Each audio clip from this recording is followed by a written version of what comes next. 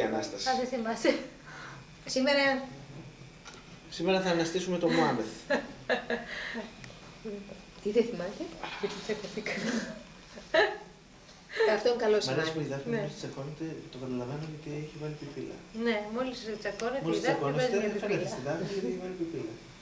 Εσύ Μόλις αισθάνεται τα σκούρα. Έχεις λίγο το προφίλ της Μαργαρίτας της εδώ. Όταν τη βλέπω έτσι, μοιάζει λίγο στη... Ιδιαίτερα όταν η Μαργαρίτα ήταν μικρή. Ναι. Και όταν ήταν μικρή. Το βλέπω τώρα και το ύφος και το αυτό. Εδώ έχει πάρα πολύ. Πήγε στο βραχάκι τελικά. Στο σπίτι. Ναι. Μοιάζει μάλλον από τη μεριά της οικογένειας της μαμάς. Το Πάσχα, ναι, μάλλον θα πήγαινε. Μα ναι, ξόφλησε. Από την 25η μου φαίνεται. Ναι.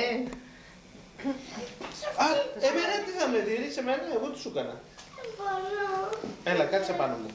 Δεν κρατιέσαι και εγώ δεν κρατιέμαι. Κάτσε πάνω μου τώρα. Και εδώ ο παπά. Κάτσε εδώ. Μα τη δίρα. Γιατί δεν την γιατί δεν την να της αφήσεις το ξύλο. Και αυτή και τη μαμά της. Να τη δείρω. Ναι. Δίπλα. Πρέπει να της αφήσεις το ξύλο με μαμά και τη μαμά της. Μόνο τον παπά να αφήσεις απ' έξω. Άκου τι λέει η μαμά.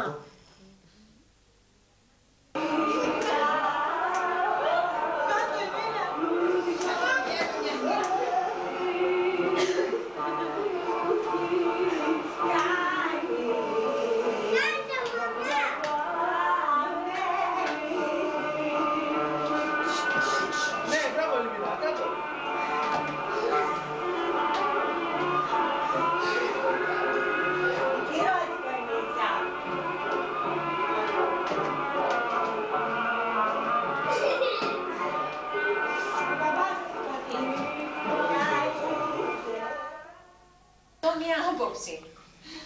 Αλλά νομίζω ότι δεν θα χωρίσει, γιατί ήταν έτσι πρόσκαιρο, ένα σύννεφο στη σχέση σας.